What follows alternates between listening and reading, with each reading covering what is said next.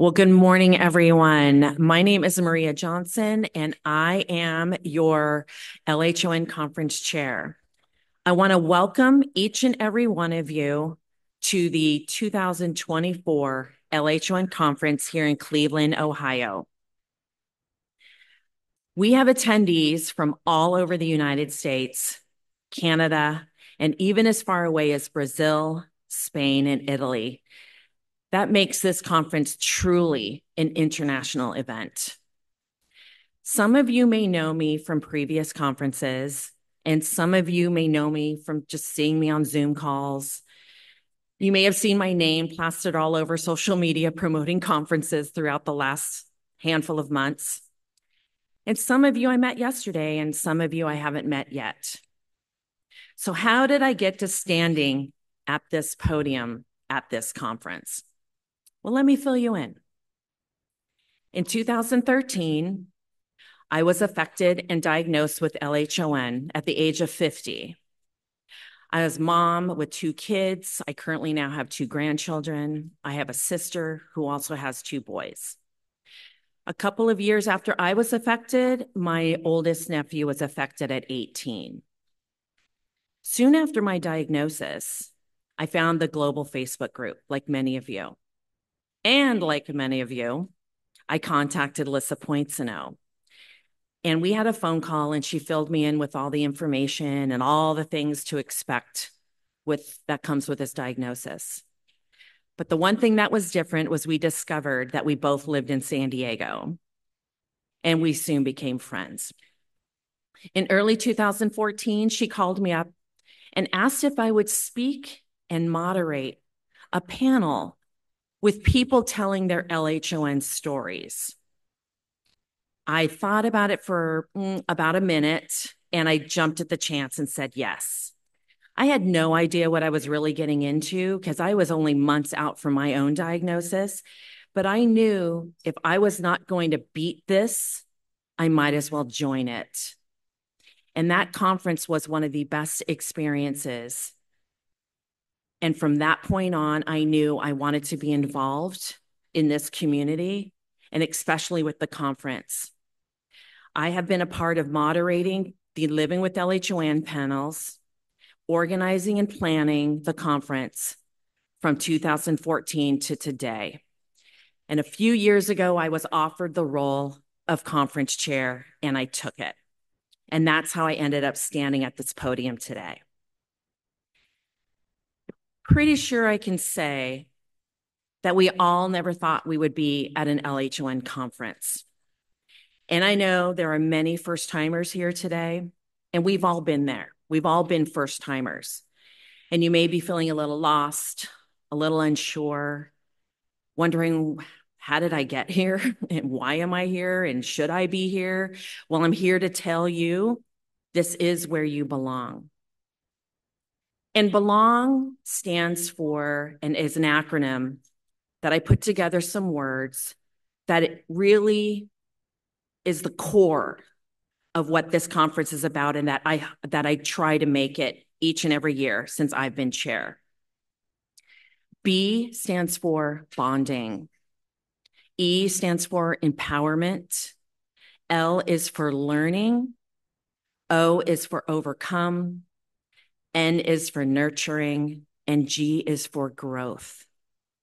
And what I hope you get out of this conference, besides tons of great information and knowledge, I hope that you take away all the things that belong represents, because you do belong here today. I want to take a minute to thank so many people, which I cannot name each and every one of them because I will forget somebody, because I got to keep it up here. And, I don't want to forget anyone. But the people that have put in countless hours, I mean, hours on Zoom calls, emails, text messages, phone calls, Facebook messages, I want to thank them, each and every one of them. And I appreciate you so, so much for all the pre-conference work and the work they are doing here in Cleveland to make this the best, most incredible, inclusive conference that we can do. I appreciate you all so, so much from the bottom of my heart. Thank you, thank you, thank you. I couldn't do it without my team. I also want to thank Chiesi for their financial support this year. So, speaking of people that I am truly grateful for, I want to turn it over to one of your community leaders and one of my conference co-chairs, Jessica Loomer. Good morning, everyone. Thank you so much. So excited to see so many new faces, but be able to also see so many friends that I haven't seen in just a one-year reunion from last year's conference. Quick little information about me. I joined the LHON family about 12 years ago, and I was diagnosed right before Maria, and we actually met in the Pittsburgh conference 10 years ago. And I actually remember us having this photo shoot opportunity because it was the first time we ever used a cane. And it was just like an indicator cane, so obviously not super robust, but we were really trying to understand the importance of a cane and like wrapping our heads around it. So as we do, we had a photo shoot. And that was our first experience, Marie and I, and ever since been friends and been kind of carrying through from indicator canes and photo shoots to conferences, Zoom calls, and glam canes that I learned about this morning. So it's been a really fun adventure. I'm so excited and proud to be here. My family's been affected with LH1, I would say. So it's my aunt, my uncle, my cousin, and myself and my brother. So we are definitely an LH1 family. And so there's so much that's so important to me here. Not only kind of talking about research and doctors and information, but the community most of all. And I'm so excited. I called them last night after a fantastic day yesterday and told them all about it. So it's just so great to be part of this community and family. And thank you so much. So we're going to talk a little bit about what you can expect while we're here at the conference. But before we dive into what's happening today and tomorrow, yesterday was a great day. We had so many people arriving and at different times of the day. And we had a great networking session in this room, just in case you missed it, just want to fill you in. We had new people coming in and meeting so many new people. It was great, just hanging out in the networking room, wouldn't you say? Oh my gosh, yeah, I had so much fun. I actually don't think I left the front of the room because I kept getting to meet so many people that way. It was so fun. Yeah. There also was a fantastic session in the room next door, which was about demystifying clinical trials and drug development. So if you went to that, it was a fantastic session, kind of a science-based session.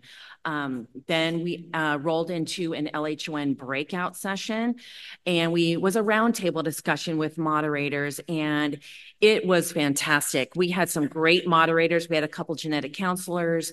We had a couple of other clinicians, and we just rolled from table to table to table, and really some great organic conversation was happening. Oh my gosh, it was seamless. It was so crazy for that being the first session ever. So easy, so informative. Yeah, we definitely have to do that again. Yeah, that was the first time we've done a breakout session, and I say we'll probably do it again. Definitely, definitely.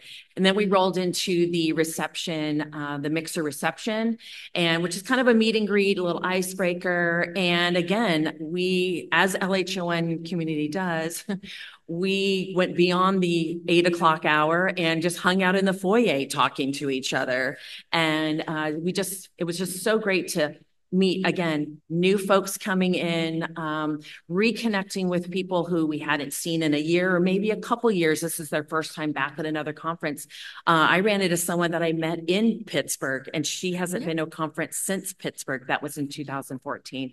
So it was so great. And she recognized me, and of course, because I can't recognize her. So that was great. So lots has happened, through the years for sure. So it was a great day Thursday. And so, which rolls into today, and here we are. Today is a full day of sessions, and starting out here at our LH1 Welcome, which will then roll into community update. And our community update will touch on our community. And Jessica, you're really involved with that. Yeah, I'm so excited. First of all, I'm so proud to be part of the entire group, but also be able to share with you all the calls that we have throughout the year and how you can get involved. It's going to be great. You're going to learn a ton about our community if you aren't aware of everything that goes on throughout the year. I mean, down to the nitty-gritty details. And then we're going to roll into an LHON science update, which that's our first of 2 science sessions. So we're really, I know 2 science sessions this year. Yeah. So you're going to get a lot of science, a lot of updates, a lot of moving forward, what's in our future. And then we go into navigating with confidence with LHON, which is going to touch a little bit on O&M training, the white cane, also a little bit of self-advocacy and strategies for not only those affected, but also for sighted supporters. And then we're going to go into what we do every year is our group photo. And yes, we plan to get 150 people into a photo. So yeah.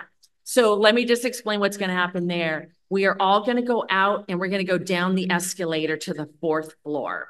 So this should be good. And be careful. We're all going to meet down on the 4th floor where we have a photographer who is going to be taking a huge group photo. But we will also be taking some sub photos like affected women, maybe just the affecteds. And you affecteds know who have been here before, we do our special photo too. You all know what I'm talking about, okay? So we have a lot of fun with the photo, but it's something that we kind of got to do, kind of like, let's go, because right after that, we're heading to lunch, which is on the 3rd floor. So we're going down the escalator again. So if anyone wants to take a video of all this, like, feel free. So then we're going down the 3rd floor to the Hope Ballroom, DE, where there are tables marked with LHON. So those tables are reserved for us so that we can all kind of sit together and do a little bit more networking and meeting people and chatting during lunch. And then we will come back up escalator or elevator, all the way back up to 5th, back to our room, where we will start our afternoon sessions. And the first one is in exploring employment with LHON. Again, Jessica's going to be involved in that. That's going to be good, right? I'm like raising the roof over here. Yeah, super excited. Looking forward. I'm joined by Lissa Poincenot, and we have I would say, an awesome discussion that's super diverse about employment. So yeah, get excited. Yeah. What's going to be really fun about that, I think, is that it's an interactive session, and they're really going to be working in the audience. It's not just going to be up here, talking from the stage. It's going to be an interactive session with actual attendees. So that's a little bit different. We thought it would be fun. I think it's been great. Yeah, I'm excited. Yeah. And I think another thing to kind of keep in your back pocket is that we're totally going to encourage questions. So if there's something that kind of pops up, like as we're kind of cruising through, raise your hand so we can have that interaction.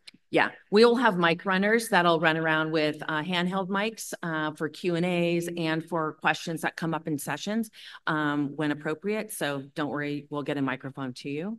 And then after that, we roll into our mental health session, Navigating Mental Health, where we have 2 speakers who are going to speak. They're mental health professionals, 2 half-hour mini sessions, if you will. And of course, mental health is so important. It's good for everyone. So everyone will be able to get something out of that session that's here today. And then we roll into our evening stuff. Yeah, it'd be great. It's going to be our, I believe it's 5:30, time. It's 5:30 reception time. And then we roll into, oh my gosh, I'm going to say 6:30 is the banquet. Is it? Yes, 6:30 is the banquet. It's Evening of Energy banquet. That is in the Hope Ballroom, DE. Again, we do have tables marked LHON so we can all sit together. And so that should be a great evening to end the day. Oh, and fun facts, there's like actually a banner with like background of UMDF, the logo for this year. So stop by and take a picture and post it. That's right. They have a step and repeat background, and a lot of people take photos at the step and repeat. So feel free to be down there taking photos, that kind of thing. And of course, we have these awesome, you guys have seen it, the LHON retractable banners out there. Those are new this year. We fought hard for those, didn't we? Maria did. She did a great job. I'm like, we fought hard for those, and we've seen that folks are taking pictures by them. I thought Jessica and I did on Wednesday. And people have kind of taken that on as a photo op. So please feel free to take pictures by the LHON banners too. It's awesome. They're royal blue because y'all know we love our royal blue with the big letters. So the more we can make it possible for people to see where to go easily, of course, that's our goal too. And if you notice, the restrooms also have huge signs with the huge, female figure and the male figure. Yes. So yes, so you can find those easily too. So yay for us for doing that. Then we roll into Saturday. Saturday starts nice and bright and early again, but it's going to start awesome. So we are starting with coffee and conversation. So we did this last year and it was awesome. Yeah, it was a big success last year. So we had to do it again. Yep. And what's cool about it is there's a ton of resources that we can actually tap into. So Coffee and Conversation will include Magnifiers and More, which is a local organization here that'll have CCTVs and canes and like rubies. Yeah, low vision aids, get gizmos, gadgets, all for low vision for you to touch and see and try and look at. It's going to be amazing. If you've never checked out a CCTV or a handheld magnifier or an OrCam, they're going to be here on Saturday morning for you to check out. I was about to bust into a Little Mermaid song, but I'll hold back. But so beyond magnifiers and more, there's going to be the LH1 fundraising. There's a table for that. The DCP data collection program. Definitely stop by and check that out. And then also the Salesforce LH1 information. So this is really important for us to be able to capture all the information. And obviously we can be able to reach out to you better and easier and things like that. And we also have the Carroll Center. Yes. Last one was the Carroll Center for the Blind. And so this will be great too. So pit stop by her and say hello. Awesome. Yeah, it's going to be a great setup. Definitely. So be sure to come on in early and stay late for that session. And drink your coffee. Yeah, and drink coffee. There'll be plenty of coffee.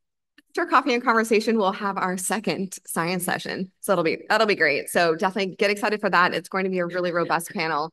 I'm not even going to tease it because it's just so good. Check it out in your agenda. And after that, we will have it's Assistive Tech Talk, Ask Me Anything. And we're really excited that we have our very own Sarah Nappy in-house assistive tech person here today again, or tomorrow again. And she maybe saw some emails and kind of things on the Facebook page asking for questions for assistive tech. And so she'll be fielding those questions throughout the audience. So if anything does pop up that you want to ask, that's perfect time for it. And she's a true expert and actually host calls every other month. So it's pretty great too. Yeah, another interactive session where she'll be kind of working around the audience. And we'll have microphones, obviously, for people to use as well. So again, taking it off the stage and bringing it down into you, which is really going to be fun this year. Yeah, it's gonna be fun. We'll get our steps in. From there, we'll have lunch. We get that again. That'll be delicious. It's a bag lunch by Saturday, so definitely grab that and then just hurry back because right after that session is like the last and final session, which is Living with LH1 panel. And that's that panel. Yeah. That panel. Yeah. And just quick mention, the box lunch is going to be in Superior C, which is right next door. So we can get the box lunch will be over there. We'll have lunch over there. We don't go downstairs, just FYI. And so we run into the Living with LH1 panel, which is my favorite panel. And we have just one panel this year, and we have 5 speakers. So 5 people telling their LHON stories, and hopefully it will, still remain, the fan favorite. And we've got some really wonderful speakers this year. So I think you'll really get a lot out of it this year. So that's how we're ending our sessions, if you will, on the agenda. And then we roll into our closing. It's jam-packed. It's going to be a jam-packed 2 days and I can't wait. Yeah. We're just going to, close it up with some closing conversation and wrap it up. And that'll make it a good to go. That'll be it. So, and as you know, it really doesn't stop there. For those of you who have been to conference before, we continue unofficially. We continue. So there will be we will have, you can probably hang in this room a little bit for a little networking, continuing some conversation, but more than likely we'll end up probably at the second floor bar lounge, something to that effect, but we'll let you know, and to continue the conversation outside of this conference room. And usually LHON family, and, that's what we feel like we become. We do continue on into the evening. And the hours just fly by because we just want more and more conversation with the people that we've met here and reconnecting with old friends to continue on. So we do. So don't worry. It doesn't stop when we say goodbye. It's just another beginning of more fun. So it'll be great. Yeah, for sure. And then obviously some key things that I think are really important to kind of know. So as LHON family, we all have blue lanyards. So kind of keep an eye out for that. That kind of helps identify us as a group as a whole. If you are visually impaired and you didn't get a really cool button that says, I may look good, but I don't see well, please feel free to pick up a button. It just kind of helps identify us so people just help us out a little bit easier. There's also really cool buttons this year that said, hi, I'm new here. Oh, yeah. I love that. Yeah, somebody said they had a hi, I'm new here. So that's cool. If you're new here, then go get that button too. Yeah, check that out. Yeah, yeah. The last thing that I'd like to say is that, we are part of a very large conference, MitoMed 2024, that is run by UMDF, United Mitochondrial Disease Foundation. So we just kind of tuck under them and run our own LHON track underneath them. But what that also means is that please feel free to go to any of their family patient sessions as well. You don't have to stay in here because you registered as an LHON attendee. You are more than welcome, or maybe a family member, you kind of split up, to go to any of the patient family sessions that you will find in the UMDF app. Feel free to come and go to whatever session you want. Also, please visit the Clinical Trial Pavilion, which is out around the corner here. They're doing some testing, getting some data based on symptoms, different things like that. And they can explain to you more about that if you want to take a visit over there, maybe on break or at lunch, that kind of thing. They also have the Hope Garden downstairs on the 3rd floor. And that's just a really lovely place to visit where some of the folks in the mitochondrial community, the broader mito community, have in memory of some of their loved ones down there. And it's just a really nice little place if you wanted just to take a quick visit and, put in some good thoughts. That is downstairs on the 3rd floor. Maria, I actually visited the Hope Garden yesterday. Oh, you did? Can you tell us more about it? Yeah, lovely was the perfect word for it. It was really great. And also like for those that you want to honor too. So I was just popping down there and honoring my family. So yeah, do that. Yeah. It's a really neat idea. Again, they haven't done it before, but it's just a really, really nice idea. Also, there's a lot of exhibitors down there. Please feel free to visit the exhibitors. And also there is a poster room, which is also down on the 3rd floor. And that is where people present their posters, findings on different topics, different science topics.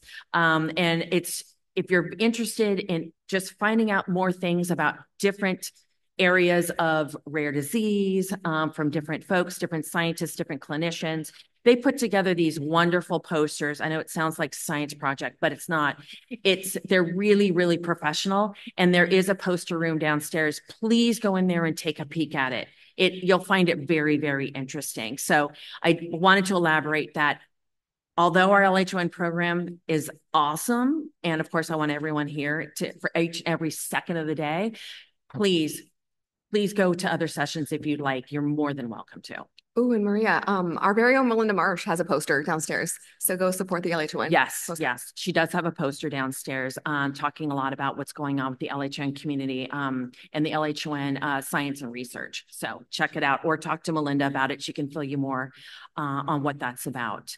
So I think that's pretty much all we have to say for now. So we're going to roll it in. As you said, this is the welcome and the community update session. So we are going to turn it over to Lissa Poincenot to talk about our community update. When an LHON diagnosis enters someone's life, they often report feeling utterly alone.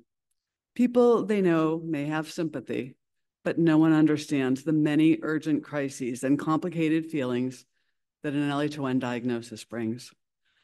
This LHON community has been created so that people impacted by LHON, both those with LHON vision loss and those who know and love them, don't need to undertake their LHON journey alone.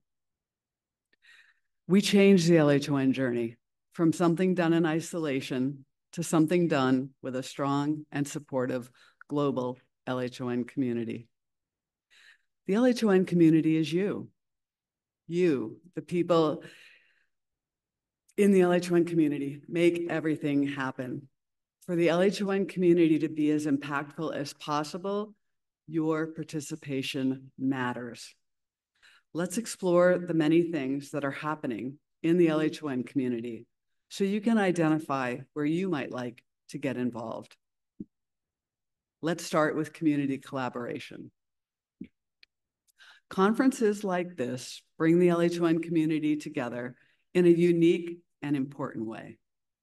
Being here gives you the opportunity to connect with many people, to develop your LHON network, to learn and to share what you've learned, to make our LHON community stronger. I'm grateful to all of you who've taken the time to attend this conference, as well as prior conferences.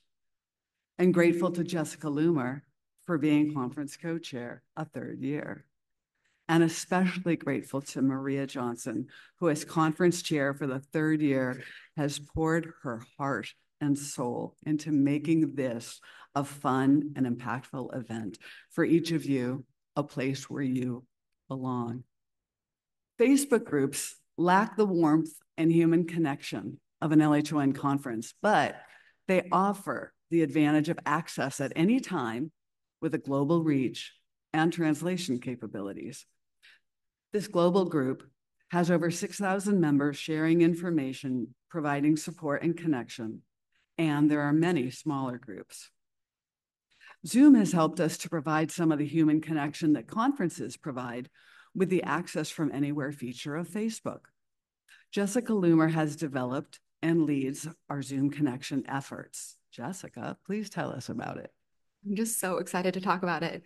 So I would kick off with our very first one, which is LH1 Live, which actually started 10 years ago at the Pittsburgh conference. And very excited that that call, its purpose is for everyone. It's a general call. Everyone's welcome to join. And we really looked forward to having general topics to really make sure we are capturing the entire community and it's a place for everybody to join. We will be celebrating our 10-year anniversary in August, so please join us, but it is every first Wednesday of the month. From there, we'll roll into demographic groups. Yes. Wonderful. All right, so I'm excited to be able to have some of our leaders also jump up and be able to share more information about the calls as well. We'll start with Dad's Call. Jim Tolbe, do you mind sharing a little bit about the Dad's Call? Thank you very much. Yeah, the Dad's Call is basically, as it said in the title, it's for dads of people who are affected with LHON. We meet about every 2 months, usually on the middle Wednesday of the month.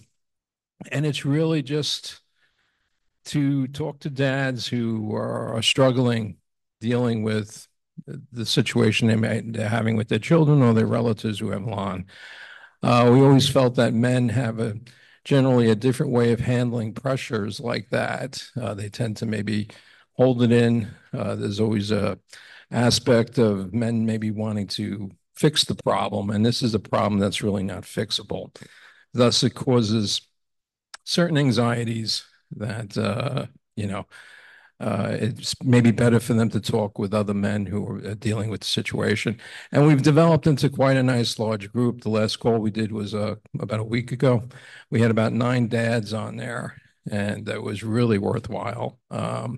We had one other father on there who was relatively new, and I think he benefited from having 8 other fathers on there, providing him with tons of information about how to help his son and the services that are available to him. And again, we meet every 2 months on a Wednesday. And if you're a dad and you're quiet, you don't have to talk if you're on the call with us, but we do encourage trying to get people involved and talking, and we find it's healthy for them to talk about the issue. Thank you, Jim. Okay. Next up, I switched them, but next up we'll have Rochelle speak on the Mom's Call. Good morning. I'm the mom of 2 affected sons. So they asked me a little while ago to be a co-leader of this mom's group. So anyone who's a mom of affected kiddos of any age, you're welcome to join. It really is fabulous. It's one of the places where we can, as moms, talk about anything and everything and be very safe, a very safe environment. And like he said, that you don't have to talk if you don't want to. You can just sit and listen, but you'll really gain, I think, some understanding of that other people have walked in the same shoes you're walking, maybe not exactly the same footsteps, but pretty darn close. We have that compassion for each other. So anyway, I would welcome you to join. There's Hope and I both co-lead it. And so if one of us isn't there, the other is. And so just come along and listen in. It's a great experience. Thanks. Also super important about the moms and dads calls is that we are always kids to our moms and dads. So kids, when she said kiddos, she means kids of all ages. So no matter how old the kids are, you're always welcome. Next up, also important and wonderful call is spouses. Jerry, do you mind sharing? Hi, I'm Jerry Laurie, and I co-lead the spouses call with a lovely woman named Mandy Quinn. She's not here today. And by spouses, just let me emphasize, it's spouses or partners. You don't have to show a marriage license to come to our call. We're happy to have you. We meet twice a year on Zoom in February and in August, and we have a very active Facebook group in between that. So if you have a question or a concern or just something you want to share, it's available on Facebook or on our call. Our next call is actually August 27th. So if you are the spouse of someone newly affected, or you're an old timer who can help us out with tips and tricks you've learned across the years, we'd love to have you join. Thank you. Thanks, Jerry. All right, I'll speak on behalf of a couple calls that we have coming up as well. So the first one up I want to talk about is sisterhood. And that's everyone that is either affected or a carrier. So all of us women all come together and band together as sisterhood in that call. It's led by Scarlett Dreyfus. She's actually not able to be here today, but a fantastic moderator, has been doing it for years. And so please make sure you keep an eye out for that call as well. That's the sisterhood call. Then next up is actually a new call, and that actually started a few months back, and it's affected women.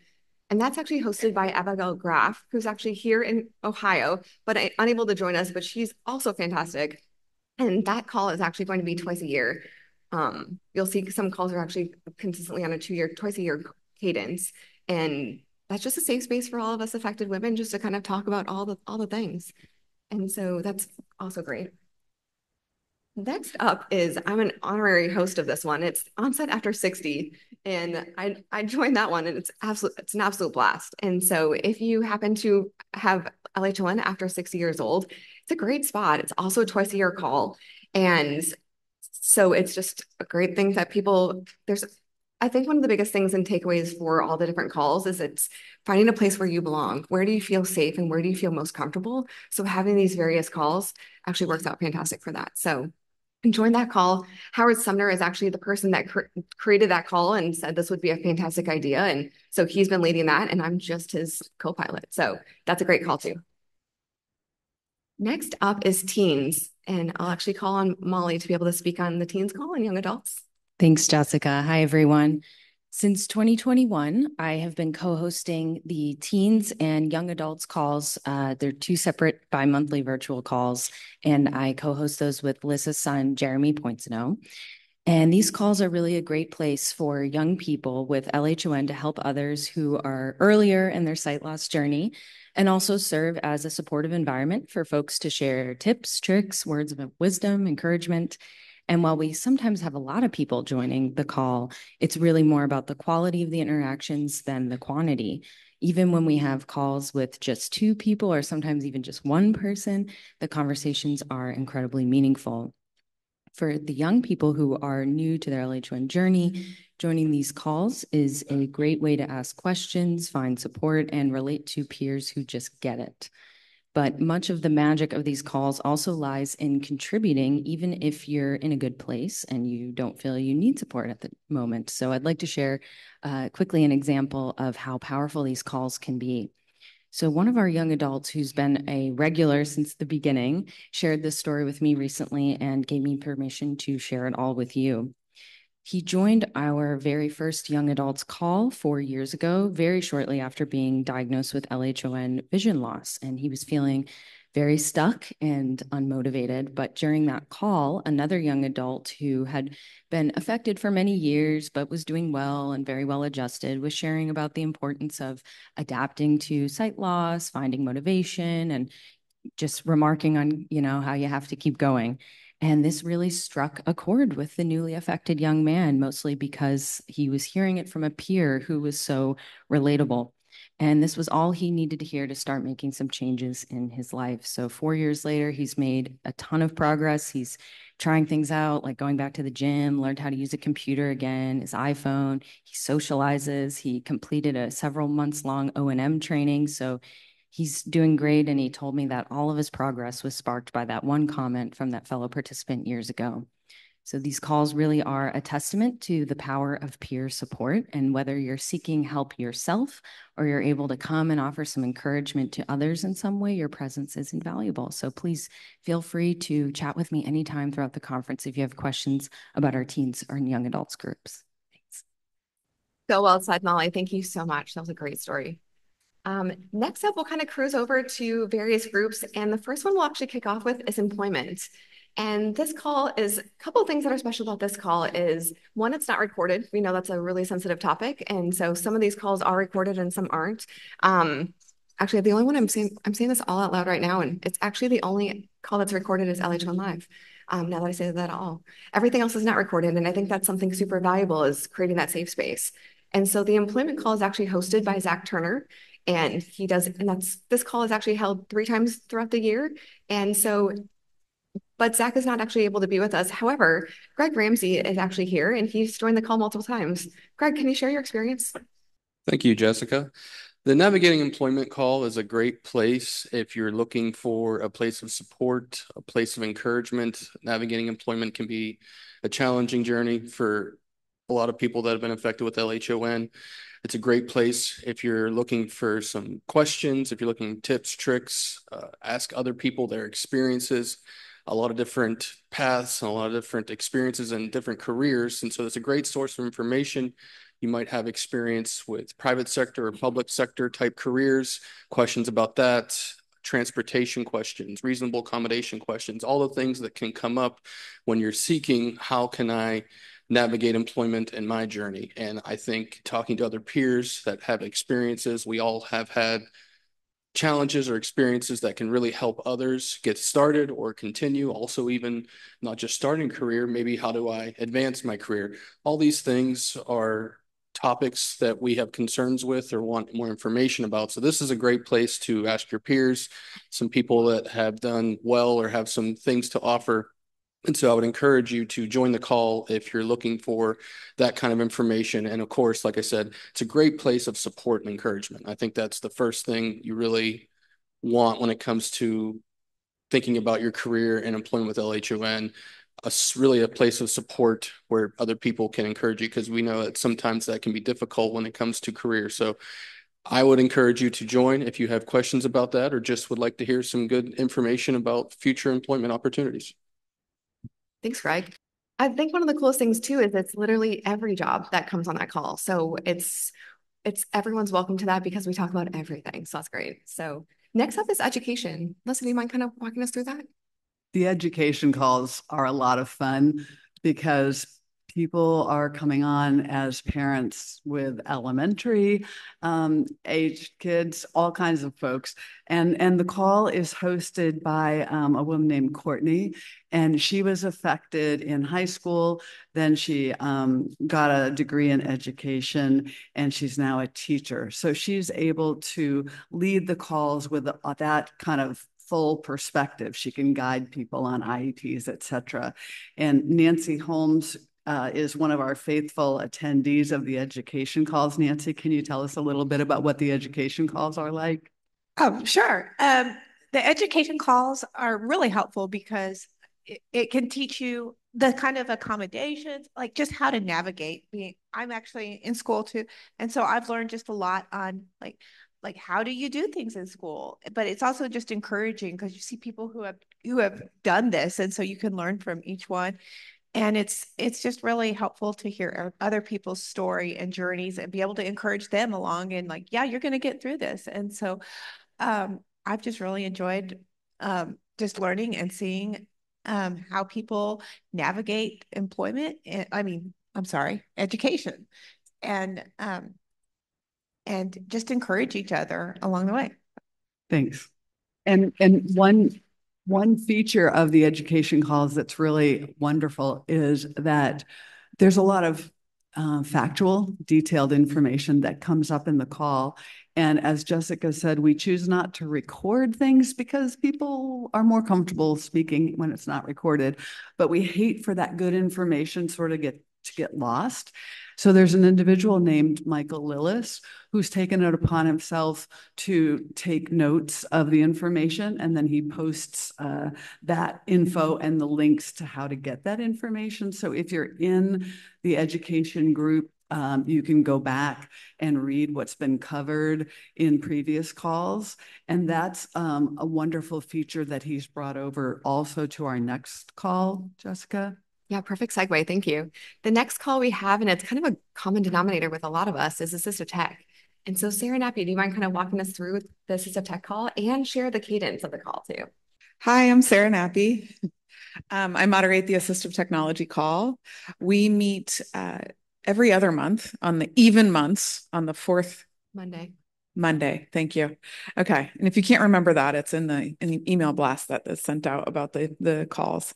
So in the assistive tech call, we talk about anything from updates to the assistive technology world.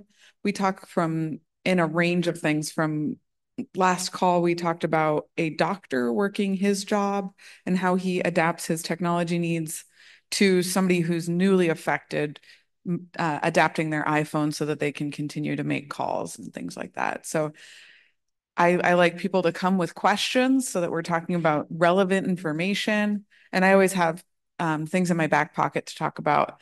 And there's never a dull moment. It does not get quiet in those calls. We fill that time because there's just so much going on that we all need to have access to print, access to information. So please join. It's for everybody, affected, not affected.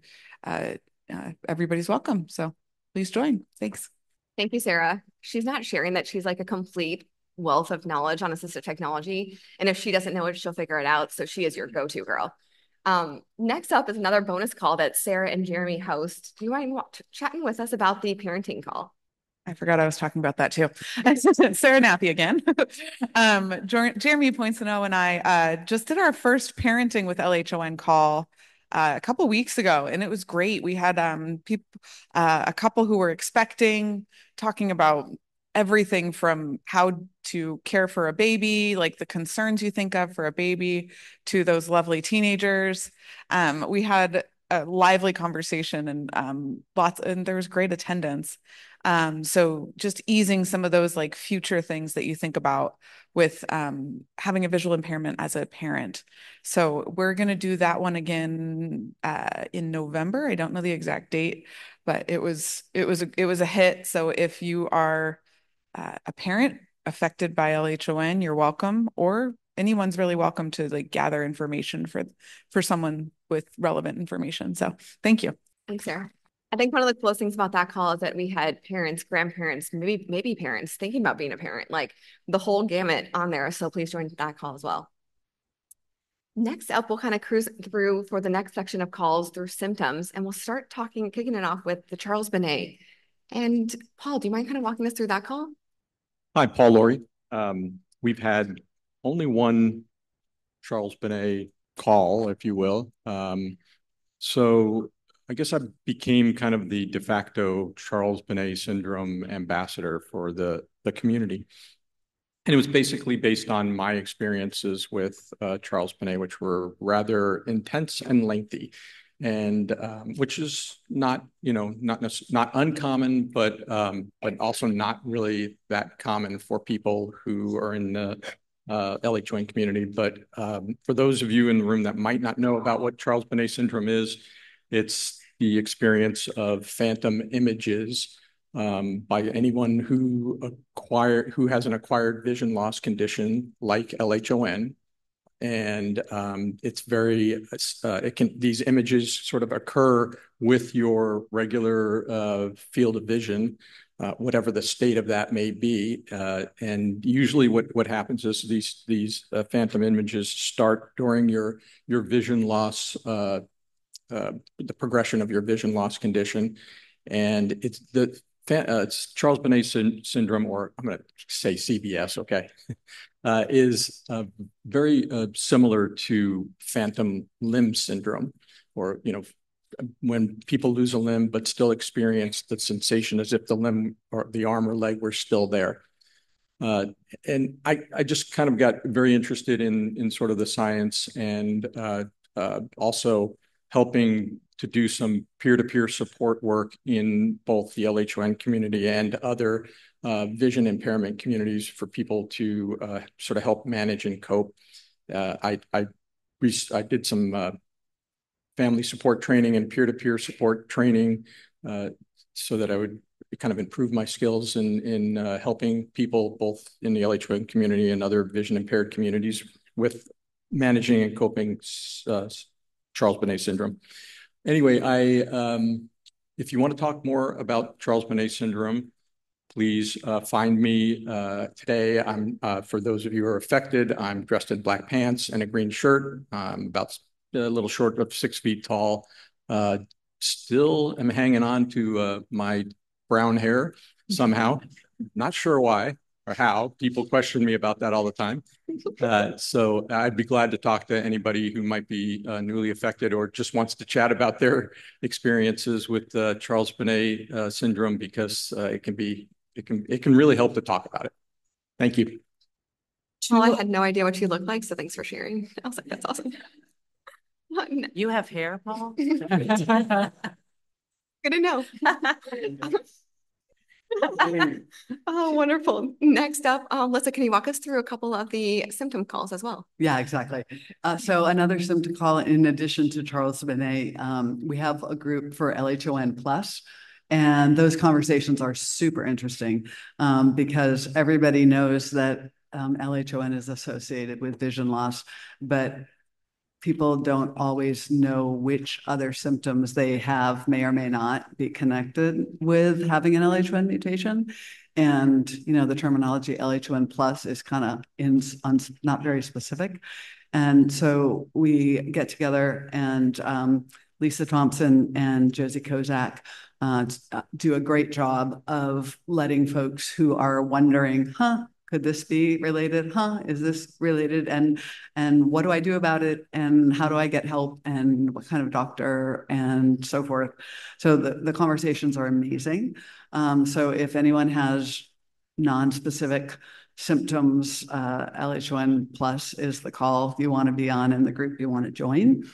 Also, there's a very small number of people who actually have MS and also have LHON. Many of us hear about MS on our journey to getting an LHON diagnosis because the person starts with a sudden vision loss in one eye, so they think it's optic neuritis, and optic neuritis can be associated with MS. So a lot of us hear about MS, but then when they realize it's actually LHON, the MS drops away, or it should drop away, and we should forget about it. There are a few people, however, who actually have MS and actually have LHON. And when that happens, it's called LHON-MS. And that group of people has some very interesting conversations about how they manage that coexisting condition. And there's a small Facebook group for that. So welcome to join if that happens to include you. Continuing on to some other groups we have, there are some uniquenesses about some of the less common mutations that can get lost in the broader community. So we've created Facebook groups for some of them. We've not yet had a Zoom call, but we do have a Facebook group for the second most common mutation, 14484. The group doesn't yet have a leader, but I was wondering, is Kevin in the room today as a point person? And if not, that's fine. But there are people in the room with 14484, and we'll help you find each other. And that's a good group to get connected. And then there's also folks with super rare mutations, and Jen Malika is in the back corner. And my son has a rare mutation 3890. So I'm willing to talk to anybody if you've got a rare mutation, because we're kind of just sitting out as most of the clinical trials and that will hit the 3 main mutations.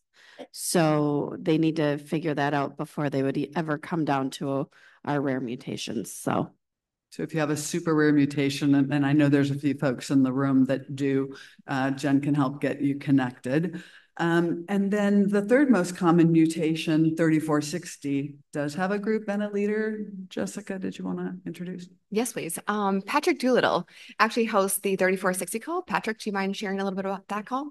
Hey there, Patrick Doolittle here. I live in Bend, Oregon. I've got the 3460 mutation. So of the 3 main mutations, 3460 is still one of the more rare ones. We do have calls from time to time, and there's also a Facebook group. Our calls tend to be more ad hoc, and they tend to focus on 34 specific issues. In the past, we've had them at times when people can join. Sometimes the 3460 people tend to be overseas or in Canada, so we try and accommodate that. So if a call does come up, we have a Facebook group that will kind of alert you to that. There's the 3460 Facebook group to tell you when the calls are coming. So we encourage you to join. Thanks, Patrick. All right, last but not least, and also super important, is really getting on calls that are with your neighbors or your next door neighbor and things like that. So we'll kind of cover through some calls based on geography. So first one we'll talk about is the New England call. That's actually hosted by Howard Sumner and John Knox. Both aren't able to be here today. However, we have Molly able to share about the call. Sure, absolutely. Thank you, Jessica. So I'm happy to speak on behalf of my dad, John Knox. And I myself also live in New England. I live in Southwestern Connecticut. So I'm always happy to be a resource to anyone in the New England community. I was part of the New England calls when they started several years ago, and they are a great space to get acquainted with others in the region, especially if you're newly affected. So as Jessica said, my dad, John Knox, hosts that along with Howard Sumner, who Jessica mentioned before, also co-hosts the Onset at 60 Plus group. So if you need assistance in New England, myself, my dad, Howard, and others are all there to support. Thanks, Molly. Next up, we have cruising through the United States. It's New York, New Jersey, and Pennsylvania. Jim Tolvay and Mary Tolvay, do you mind kind of sharing about that call? Thank you. Yeah, it's similar to what you just heard about the New England call. New York and New Jersey and Pennsylvania is the same kind of situation. It's primarily for people affected who live in those states in that region. We recently had a good call a few weeks back, similar to the dad's call, where my wife and I actually run it. My wife can't be with us right this minute. She's had a bit of a headache this morning. But again, what you find interesting about the regional calls is a lot of the states have their own benefit systems for people who have disabilities, and you can find out very unique situations for each state. Like New York is different than New Jersey is different than Pennsylvania. So if you're rather new to this situation, you get on the call, you'll find people in your states, but you'll be able to get information that's more pertinent to you and helpful to you. And we meet about 4 times a year. And if you're in the New York, New Jersey, Pennsylvania area, you're more than welcome to join us. We're a great information source for LHON. All right, next up, I'm actually going to combine two calls for a good reason. So we have the DC area that's actually hosted by Brian Haas, and then we have the Southeast region, and that's hosted by Jessica Knight. Unfortunately, both aren't able to be here today. However, we have John Coughlin that I actually would love to talk about that. There was most recently a call that was combined, and so it's a great opportunity for John to share a little bit about that. Good morning. I did talk to Jessica to kind of get her point of view in this, since she couldn't be here, and she would really like to be here. The Southeast call is really just mainly friends getting together to check in on each other to make sure everybody's doing okay. And we generally have a good time. We usually have about a dozen or so folks that join. And again, we did join most recently with the DC, Maryland, Virginia group with Brian, and they do very similar things. Really, it's just a group of people that or all have shared experiences, and we just try to support each other and have fun. And everyone is welcome. So please join if you're in the Southeast, and if you're in the Mid-Atlantic, join those as well. Thanks. John. All right, we're still flying through the states. Next location we'll hit is the Midwest. Jen Malika, do you mind sharing about the Midwest call? I help co-host the Midwest call. I believe we're every other month on the third Monday. It's great, and I would like to just say, when new families become affected and these close, these breakout groups have calls, it's great to have many people on them. Usually we get 5, 6 to 10. But most calls are open, and newly affected can start asking questions. So the more people on the calls, the more help we can get these families going in the right direction. So Midwest is great. We'll welcome anybody, actually. So. And then I get the privilege of attending the Texas calls, which are hosted by Donna Bassey. And she's not here, but Nancy, maybe you can convey some of the warmth that happens on those calls. Okay, so this is my favorite call, and Donna does a great job of making everybody feel welcome. So to me, when I'm on these calls, I just feel like I'm on a family call. And so we don't have an agenda, but we just talk about everything. We talk about our families. We talk about resources. If somebody is, a lot of times, somebody is either their child or they're newly affected. And so we just come around them and encourage them and, help them, find support, help them find, okay, this is a good step to take. We talk about resources through the state and how to navigate and educate. We just talk about everything that is affecting us. There's any topic that we need, we just bring up, but it is just Donna has really done a great job of just making everybody feel like family in that call. And there's times they say, well, we wish we had these more often because there's not that many of us, and especially Texas is a big place. But if you are here from Texas or that area, I would love to meet you at this conference. So please, I'm kind of wearing a purplish blue shirt and jeans, and if you can't see me, but I would love to meet you, and I know Donna would love to have you on those calls, and so would I. So thank you so much. Last but not least, it is the Southwest call, and that's hosted by Bob Banks, but he has a whole crew. And one of the people on that team is Jerry. Do you mind sharing us a little bit about Southwest call? Hi, I am not Bob Banks. I'm Jerry Laurie. Bob is a great guy. He's very involved in blind golf, and he may either be returning from or going to a tournament, so he's not here. But if you're interested in blind golf, keep that name in the back of your mind because he can tell you a lot about it. The Southwest call has been going on for quite a while. It started as a California call, and it gradually expanded to cover the states of, I want to make sure I get this right, so I'm reading it, Arizona, California, Colorado, Nevada, Utah, New Mexico, and Hawaii. So we meet 3 times a year.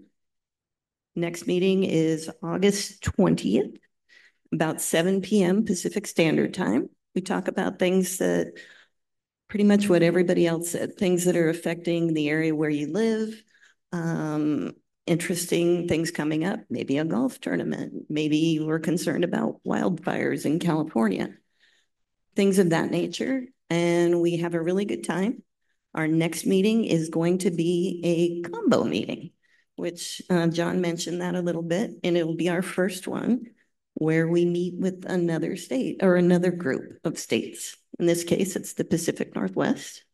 And that should be fun, a party call with just our states all combined. So if you live in any of those states, we'd love to have you August 5th, 7 p.m. Pacific Standard Time. Perfect segue. Oh, I'm sorry, it's August 20th. I said 5th. Perfect segue. Thanks, Jerry. I was like, on to the next with the party call, as we call it, is the Pacific Northwest. Patrick, do you mind sharing us about that call?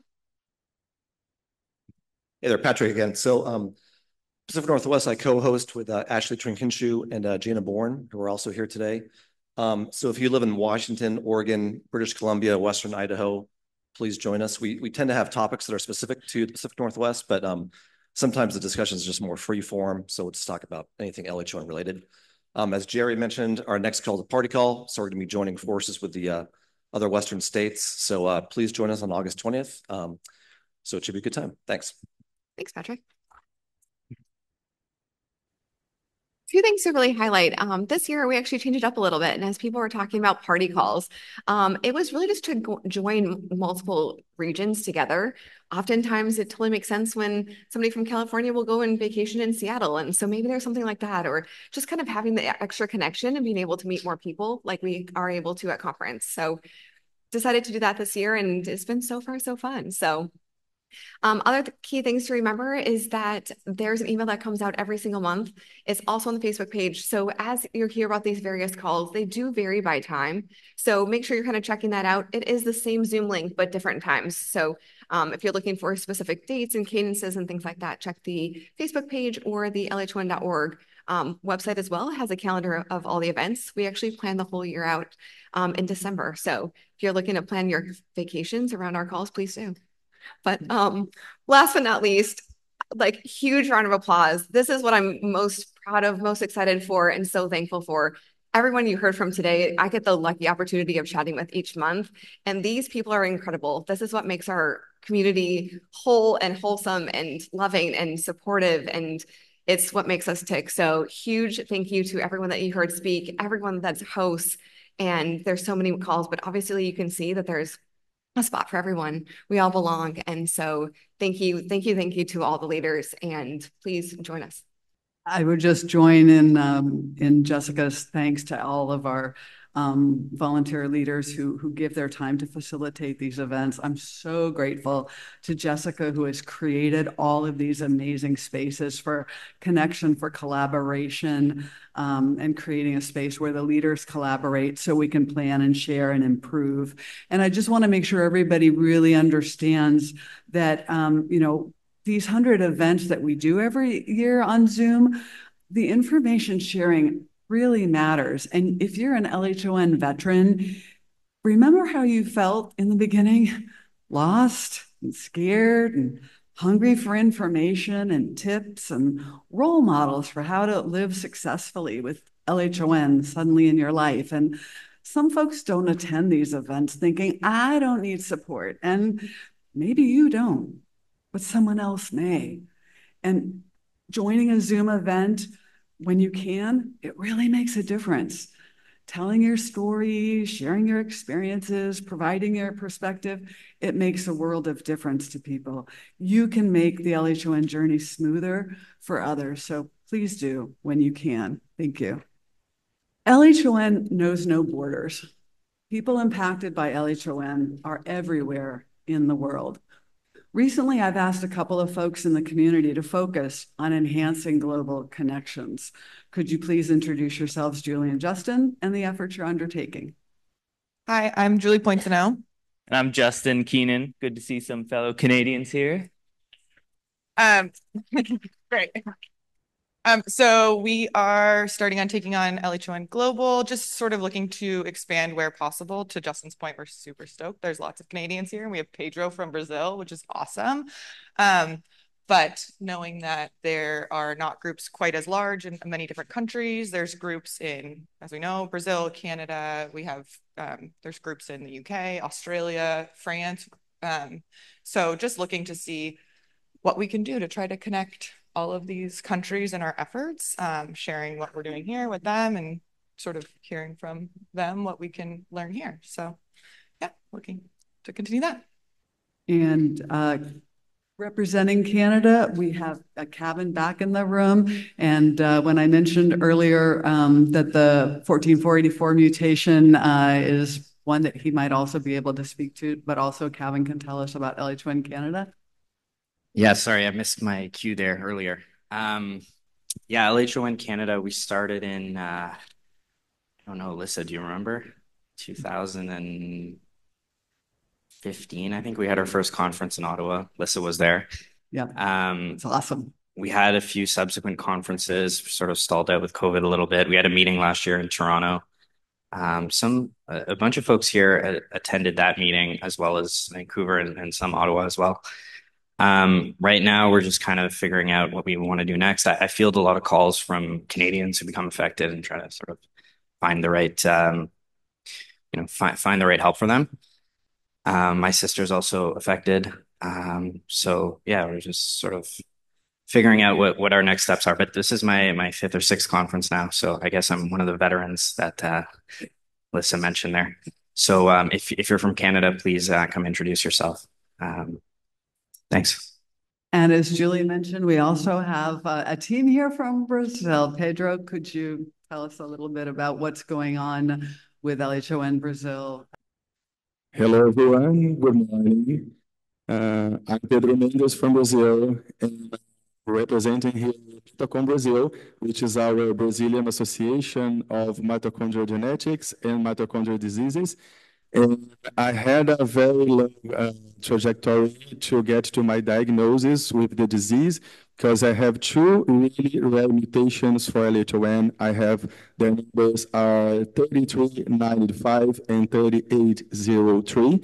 And to get to diagnosis, first I was mistaken with MS, and then with something infections, and then with glaucoma, and after that with LHON. And I had to leave my country. I came to the USA, I went to Italy, and after 3.5 years, I get to this diagnosis with these two very different and uncommon mutations. And because of this difficult trajectory and verifying all of these whole scenario of difficult, I decided myself to move on and get together with the people in Brazil. And that's why we created Mitochondria Brazil. We were already working as LHON group for 6 years, but we realized that in our country, our advocacy work is better when we get together with other mitochondrial diseases, mitochondrial myopathies such as POG, MELAS, MERV, Lee syndrome, and many others. So that's what we are doing now. We are working to raising awareness in our country regarding mitochondrial diseases and mitochondrial DNA in general. It has to be studied much more than it is nowadays. You know about this. And so that's it. We keep working, really motivated, and for me, it's a great opportunity being here with all of you. Thank you so much. So as Julie mentioned, our intention is to develop and strengthen relationships with groups involved with LHON all around the world. And we invite everyone outside the US to connect with Julie and Justin, who will be working to strengthen those relationships and enhance those connections. One of the most impactful things we've done over the years is to develop educational materials about LHON, and Molly has taken the lead on this topic. It has been my pleasure to oversee the development of educational documents and resources for our community for the past few years. And our mission really is to create both medical and non-medical practical resources that explain topics in brief, easy to understand terms to help you navigate the many aspects of LHON. One key ongoing resource includes our guides for navigating LHON with money in mind. We currently have 8 guides. We have a generic US guide and then 7 individual state guides: Washington, Oregon, California, Texas, Massachusetts, and most recently, Ohio and Michigan. Thanks to grant support from Global Genes early on, we established a template for making it relatively easy to replicate in multiple states. And more recently, we've been really fortunate to have support from students at the Boler-Parsegian Center for Rare and Neglected Diseases at the University of Notre Dame, supporting us in researching the content to go into our newly created Ohio and Michigan financial guides, which we're really excited to share are now available. In addition, Jerry Laurie, who you've heard from several times already, has been a key developer in researching the content for these guides and also works to keep the information regularly updated in those guides. And we recently gave them a bit of a facelift earlier this year. They have a fresh new look based on community member feedback, incorporating that LHON blue you've been hearing about. So hopefully that makes them a little more accessible for our users. And other key resources developed in recent years include a series of medical documents focused on specific topics that come up often in our community. So migraine, you've heard a bit about Charles-Bonnet syndrome. We have a document on that, vitamin B12 and others. So these brief resources include information and links to peer-reviewed research and context about these issues within the frame of LHON and can be particularly helpful in conversations with doctors. So we have many more in the queue, and we're excited to continue that process. I'll also just speak just a moment on our website. So one of our most important educational tools we have is the LHON.org website, a wealth of information from the basics of LHON to first steps to take upon being diagnosed, how to live your best life, and much more. And we're currently working to make the site an even richer hub of LHON information. And the goal is to modernize, streamline the look and feel, add new elements and features while ensuring we maintain the value it currently provides. Thank you. Thanks, Molly. Next, we want to talk a little bit about the organizational structure that supports the LHON community. That's been evolving over time. Let me tell you a little bit about where we've been, where we are, and where we're going. When I was introduced to LHON in 2008, I learned that LHON is a mitochondrial disease, and I discovered the United Mitochondrial Disease Foundation. The UMDF was created by Chuck Moen in 1996. It's a 501c3 charitable organization that serves over 200 mitochondrial diseases, including LHON. Its mission is to promote research and education for the diagnosis, treatment, and cure of mitochondrial disorders, and to provide support to affected individuals and families. Among other activities, the UMDF conducts an annual scientific conference for researchers and clinicians involved with a wide range of mitochondrial diseases. At the same time, they offer a conference for patients and families with mitochondrial diseases. Much of the content of their programs is most valuable for people with mitochondrial diseases that have mostly non-vision symptoms, such as MELAS and Leigh syndrome, and more. In 2011, I collaborated with Chuck Moen to create something called the LHON Project at UMDF. It combines the LHON community with UMDF's strength and structure. It provides the LHON community with connections to researchers and clinicians working on all mitochondrial diseases, and it provides UMDF with connections to the LHON community. Since the LHON experience is usually so different from other mito disorders, in 2013, we offered a half-day LHON session with LHON experts, including Dr. Alfredo Sadoun, Dr. Valerio Corelli, and Dr. Doug Wallace. That was so successful that the event has grown in scope and size over the years to the multi-day event that you're at now. When Chris and Melinda Marsh's son became affected by LHON in 2021, we decided to work together to create a specific standalone organization dedicated solely to LHON. We created LHON Collective, which launched in 2022. The mission is to be a global initiative dedicated to accelerating progress toward a cure for LHON while improving the lives of people with LHON. LHON Collective is working to be the go-to organization for all things LHON related, working in collaboration with existing organizations with complementary interests and capabilities. We now have a formal organizational structure that supports and represents the global LHON community and are working to strengthen and expand it. We're striving to facilitate global collaborations within the science community, within the global patient community, and among the global science and patient communities. We're working to develop collaborations with people and organizations that want to connect with global LHON community, all to the benefit of the LHON community. I am super excited about LHON Collective. Having this organization in place is exactly what the LHON community needs now in order for us to best engage among ourselves and with other organizations that can benefit the LHON community. We're a work in progress volunteer organization, so please be patient as we sort through everything. We're doing big things and we're attending to many details. LHON Collective's collaborations include LHON Project at UMDF and the UMDF. Maria and the LHON conference team have worked closely with the UMDF team to organize this conference event.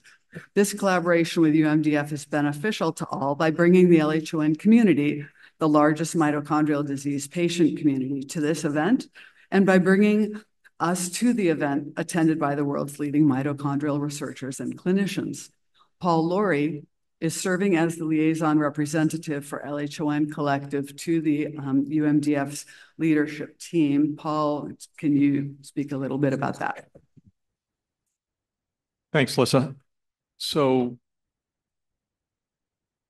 what I'm trying to do is ensure that all the great work that Lissa has done to build this relationship between our community and the UMDF continues, strengthens, and especially with the collective being formed.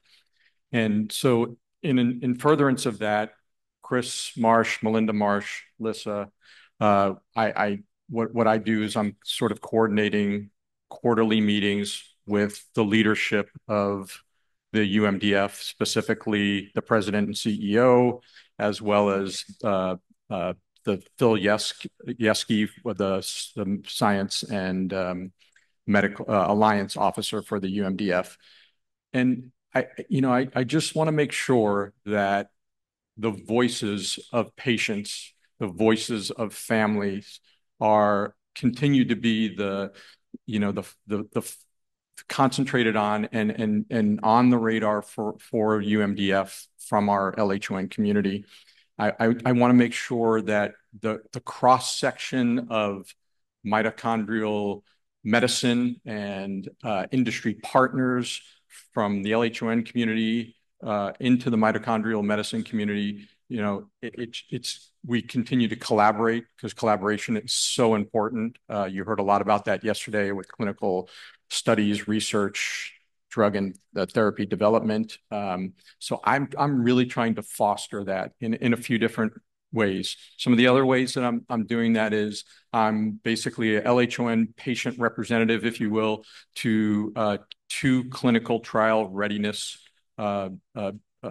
groups that are under the UMDF umbrella. One is clinician and industry partner facing. The other one is more patient and family facing through support and education for clinical trial readiness throughout the entire mitochondrial medicine community.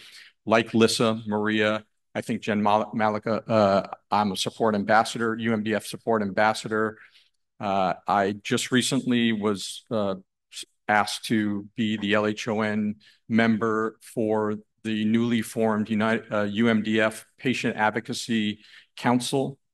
So these are all ways that I'm trying to ensure that the LHON community remains relevant to the UMDF and the larger medicine community. The UMDF also sponsored my nomination to the Congressionally Directed Medical Research Program, where I serve as essentially a consumer or patient reviewer for grant proposals that are funded by the Department of Defense. You may have seen this referenced in UMDF communications about how $70 million in research funds over the course of several years have been provided for mitochondrial medicine research.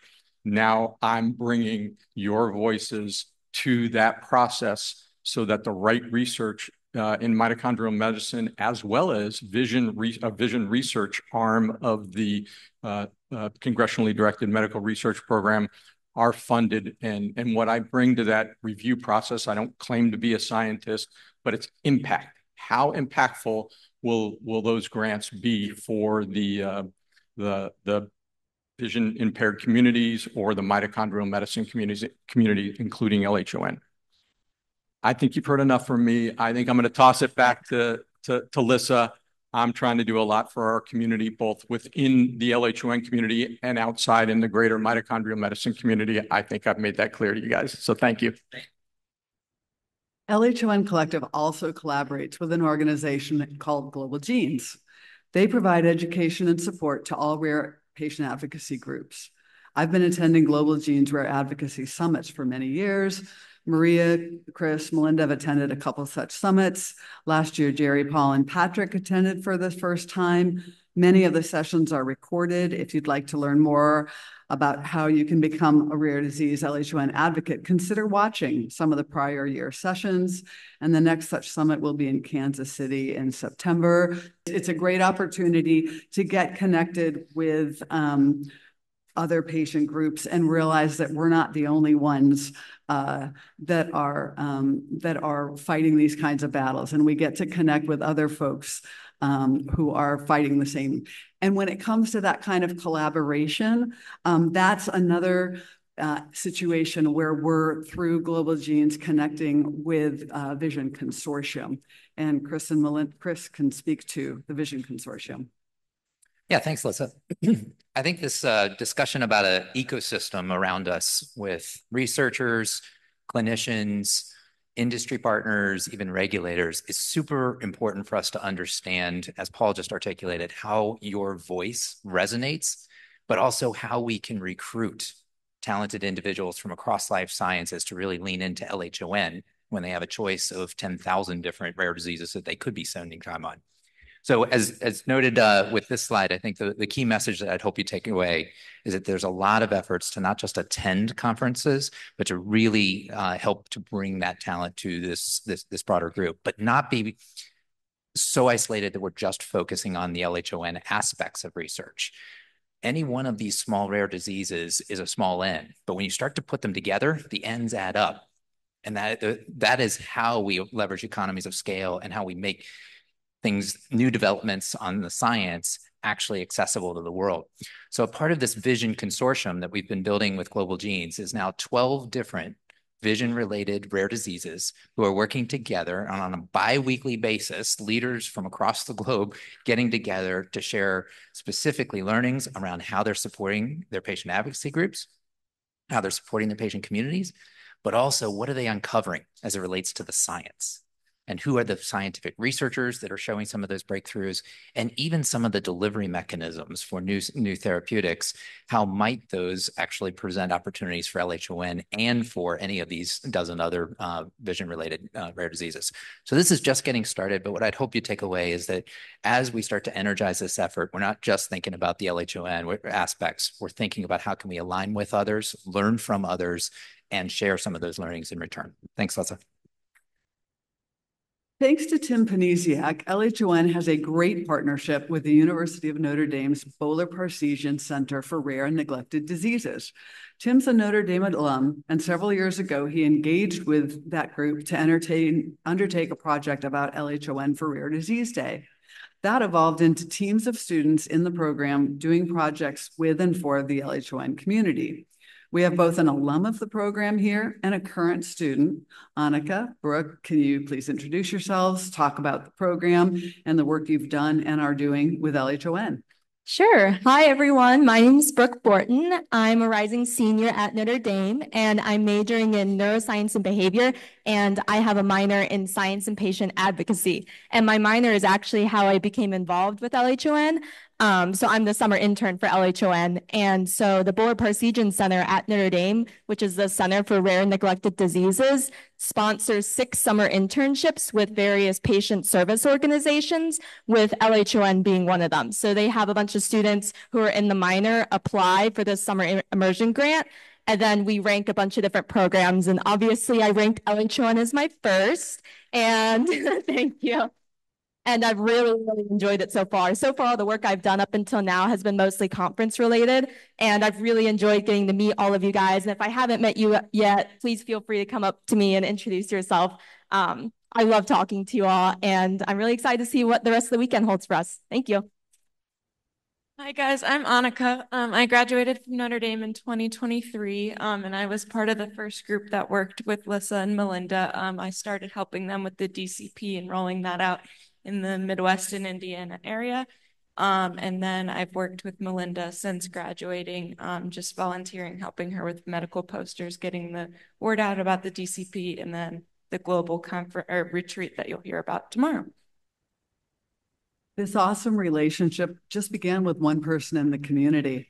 His wife is an unaffected LHON carrier, and he saw an opportunity, and he connected that opportunity to the LHON community, and it's grown into something powerful and fun.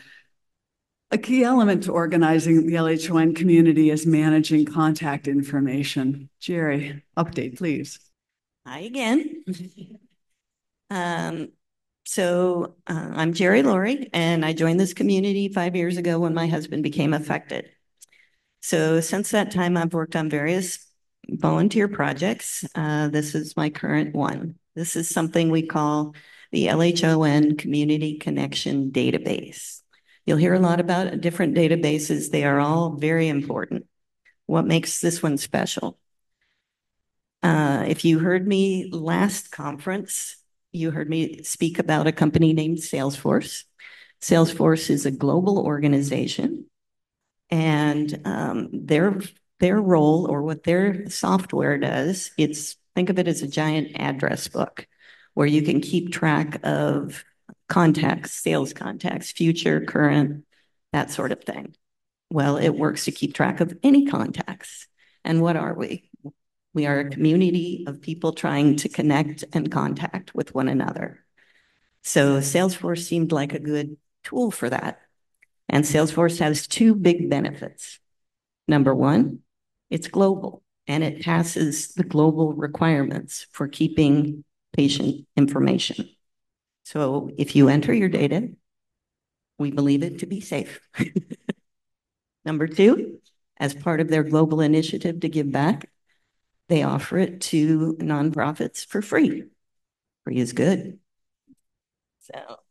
So small but mighty team started last year building our Salesforce, or what we like to call our community connection database.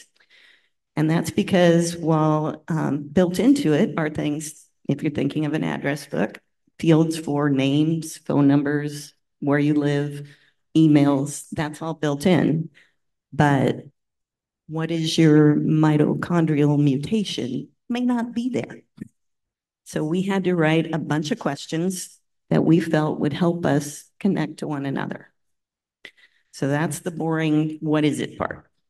What does it mean to you is the more interesting part. Why should you put your information into my database? And the answer is very easy. It's not my database, it's yours. It's how you are going to connect to one another. You heard this amazing group of people speaking about all these calls and all these tools that we now have. If you're a mom and you want to talk to other moms, we need to know that. So what we're asking you to do is help us put your information in this database. Currently, we have Lissa's spreadsheet. It works good. It's not going to work for global. We're bigger. We're too big for that now. We have to move on. Are you interested in any sports? These are ways for us to connect you to things that are going on in the community or things that we hope will go on in the community as we get bigger and bigger and bigger. Thank you, Jerry. Huge work there. The last area I want to talk about is our science initiatives. The science team started in 2019 with 6 participants. We now have 17 people, including many here who are here today. We gather by Zoom each month to discuss LHON articles, and in the process, we're raising scientific knowledge in the community. Linda has been a member for a very long time. Are you here, Linda, up front? Hi, everyone. I'm Linda McCardle, and I have been affected with 3460 since 2017, and it has been an absolute pleasure to be involved with the science and research team. The reason that I became involved was maybe a story that many of you have. I was in with a neuro-ophthalmology appointment, and my neuro-ophthalmologist said, you might recall a similar conversation, there is nothing we can do for you. There's not going to be any treatments for you. I'm 3460. Go have a great life. And by the way, if you see any articles out there, shoot them to me. And I'm going, really? Okay, so when I had the opportunity to join the science and research team, I said, okay, this is a chance for me to not only demystify what is going on with me biologically, but also to say, wait a second, there's going to be something out there for me eventually.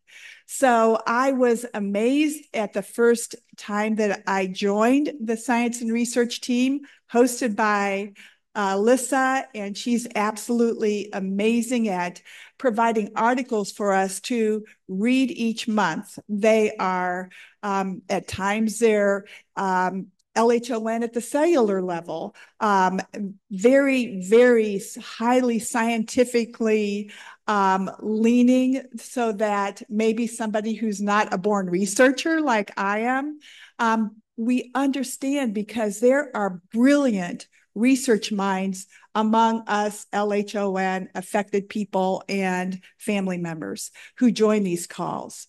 So when I began joining the calls, I really thought, man, is this over my head?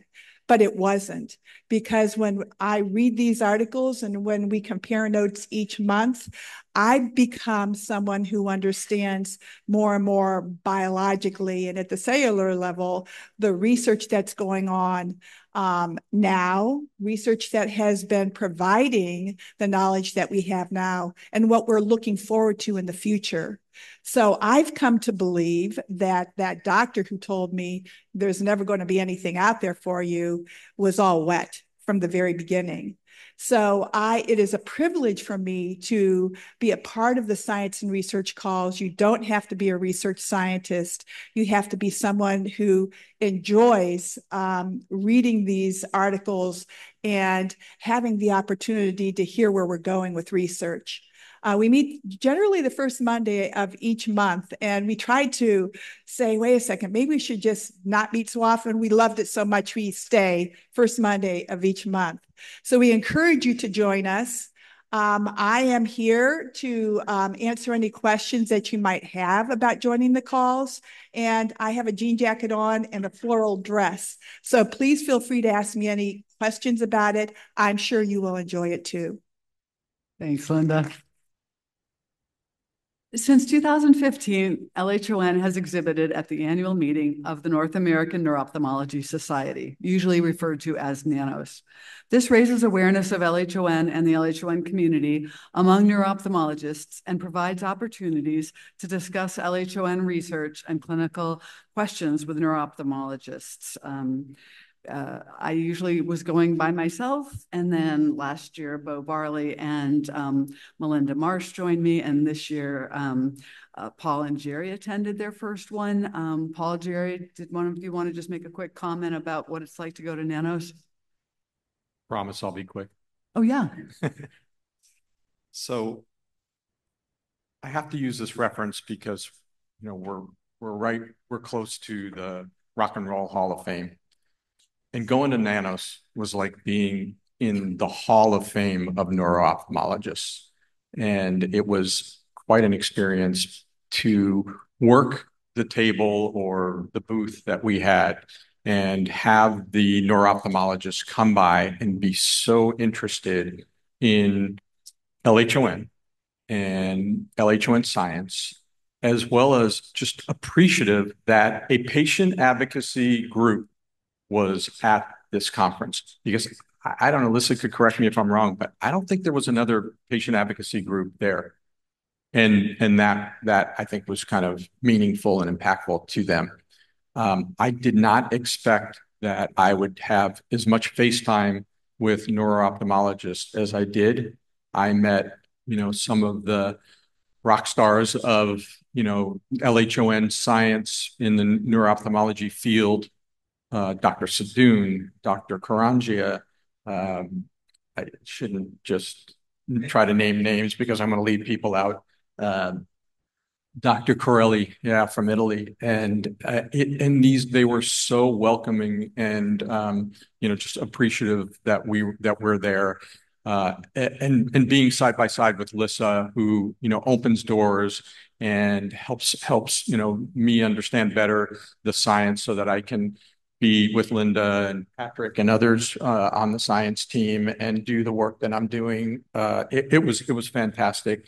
Melinda did a fantastic job with the poster from preliminary data from the data collection program, the LHON data collection program, and that I think that was well received, and they got a lot of visits and a lot. There was I think something that happened. I saw a doctor, a neuro-ophthalmologist, look at the data from the poster and see that sleeping disorders were reported frequently from our data, and I mean, he just kind of banged his head on hand on the head and said, "I think I need to be screening my patients for that." And we just, Melinda and the data collection portal and the poster just taught a doctor how to care for LHON patients better. That's powerful. That's impactful. That's what resonated with me from Nanos experience. And I appreciate, Lissa, you inviting us to join you this year. Thank you. In prior years, I've attended a couple of ARVO meetings where researchers meet to discuss vision research. Chris and Melinda have attended Nanos, ARVO, and other scientific conferences. Could you please discuss these events? Thank you, Lissa. One of the key things we wanted to share about the scientific conferences that we've attended is that we really try to insert ourselves to make LHON relevant and at the top of mind for those researchers who could move that science forward and make a difference for LHON. To point out a few of these conferences on the list up at the front, the first one is called Euromeet, and that was held this year in Italy and hosted by one of those rock stars that Paul was mentioning just a minute ago, Valerio Corelli. He did an entire additional day added to this conference specifically focused on LHON. And he asked me to be an LHON patient advocate for researchers to understand the why for all the work they are doing in laboratories without a human perspective. So another conference listed here is called the Retina International, and that was held in Dublin, Ireland. You're noticing a global theme here. LHON is not in any one nation, and we need to expand our reach as well. Russell Wheeler with LHON Society out of the UK presented on our data collection program to promote how LHON is working to better partner with the researchers globally. And then another conference that was a learning opportunity is called Restore. That is a group of scientists who have joined together to figure out a stem cell approach to fixing the damaged optic nerve. Their focus is on glaucoma, which also is an optic nerve disease. But if they figure out how to fix that for glaucoma with a larger population, they fix it for us as well. Their progress and collaboration is really inspiring and was a great learning opportunity. We were the first patient advocates to attend, and we made the need more real and personal. And I hope to put a fire under those who are focusing on this important work. Lastly, I'd like to introduce Patrick Doolittle, who attended the ARVO, or Association for Research in Vision and Ophthalmology conference this year in Seattle with myself and Chris. I'd like to invite Patrick to share his experience attending the ARVO conference with approximately 10,000 scientists who were interested in eye diseases and solving for them. Hey there, Patrick again. So this year I attended ARVO, which is up in Seattle. There are thousands of researchers, as Melinda mentioned, everything from PhDs to MDs to postdocs, all focusing on vision research. And the science here is really deep. And it's one of those situations, I'm a layperson, I'm not a scientist myself. So if I could absorb 25% of the information, I think that would be a win. One of the reasons I wanted to go was because I'm interested in the science, but also I think as being a patient advocate, we want to at least implicitly keep LHON front of mind and have researchers focusing on LHON. And what I learned is even when researchers aren't necessarily just focusing on LHON, there is a lot of research going on with respect to optic nerve disease generally and RGCs. And, I'm learning about things about how they're researching crushed optic nerve cells and how to repair that. So it really was a good learning experience. And another reason was just once we can realize what the focus is going to be, hopefully at some point there will be a big fundraising push. And we want to know, like, where would the dollars be best spent? So that's another reason I wanted to go. All in all, that was a great experience. Another important aspect of our science initiative is our data collection program. Melinda. I'm back. So the data collection program is something I had an opportunity to present to a few tables yesterday. And so I want to recap for those of you where it's a review, and for those where it's new, make sure that you all know that the data collection program exists and what it is. Researchers have said for our rare disease to be the disease of choice for them to study and work to solve for, we have to share our medical data in a curated medical registry and get a critical mass in one specific registry for them to have an interest. So if you haven't registered, please go to LHON.org and find the link. And from there, please actively be a part of this LHON community effort to get those scientific researchers' attention by creating that critical mass. If you have registered, please relog in and fill out a specific survey called the diagnosis survey. It was just uploaded, so all of us who think we're done, we're not done. Please go back. And the reason is this specific survey, it's short, but it asks all of our LHON participants what our mutation is, so that researchers can successfully filter by mutation to be more relevant for LHON research going forward. We currently have 225 participants in our registry. That includes carriers, as well as those who are affected, because we all have the mutation or a specific mutation, which now can be recorded and moved forward. And we want to reach that critical number of 500. That's what critical mass means in researcher worlds. And even better would be 1,000. And if we have 100 people who become affected per year only here in the United States, and 4,000 who are affected at any one time, 1,000 doesn't sound like a very big number, especially if you think about carriers being added to this number to make that happen. If we just think about each and every one of our family units here, we already made the 500 number. So please, let's partner together and make that happen. I believe the next slide is the CPATH slide, and so I'll just continue forward with a very short discussion. We want to make this information, this medical registry, as meaningful as possible and as accessible to researchers as possible. So what we've done is we're not just asking you, the patient community, to share your information. We're trying to disseminate that information as widely as possible in a safe, de-identified manner to make researchers aware that our LHON exists, patient information exists, and also make sure that we combine it in a safe and appropriate manner with other registries so that we reach those critical mass numbers and interest. And one of these is called the Critical Path Institute. That's what CPATH stands for. It's an independent nonprofit established about 2005. It is a public-private partnership. Its mission is to lead collaborations that advance better treatments for people worldwide.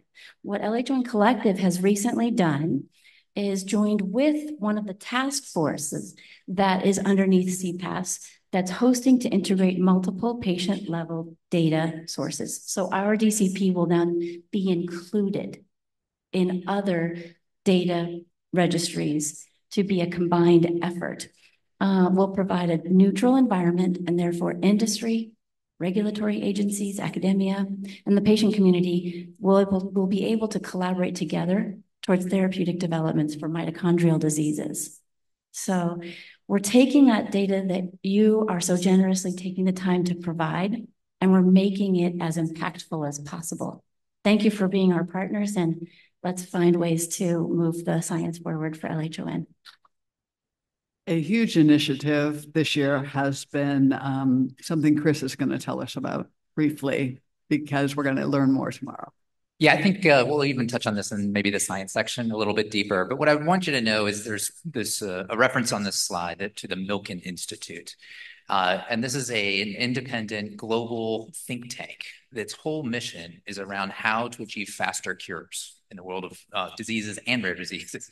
And what we've worked with them to do, you'll learn more about over the next 24 hours. We're going to have a deep dive with the head of rare diseases at Milken Institute Spark Group tomorrow.